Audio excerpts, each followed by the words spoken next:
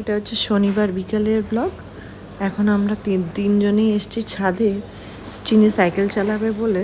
এখানে দেখো কেমন মেঘ করে আছে, মনে হয় একটু পরেই বৃষ্টি নামবে। সারাদিন তো বৃষ্টি হচ্ছেই। এটা ছাদে বসে আছি, মায়ের ছাদ বাগানে কত গাছ। ছাদে আসার পরে এই কাকটা আর এই বুলবুলি পাখিটা আর এই এক ছাতা পাখিটা এসে ননস্টপ বসে আছে।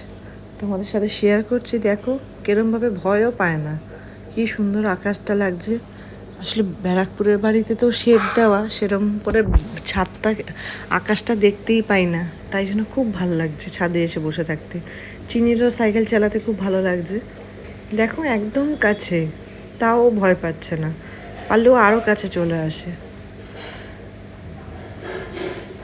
এবার চিনি বলেছে দিদুনকে ফল খাবে, দিদুন এবার ফল কেটে নিয়ে এসছে। আম, জাম, কাঁঠাল, লিচু সব কেটে, জামরুল গাছের সব নিয়ে এসছে। এবার কাঁঠাল তো উনি খাবেন না, আমি খেলাম, বাদ বাকি ফল উনি খেলেন, আমগুলো। এখন বিকালে চা করব আমাদের তিনজনের জন্য। চায়ের জল বসিয়ে দিয়েছি। দেখতে দেখতে একটা দিন কেটেও গেল বলো।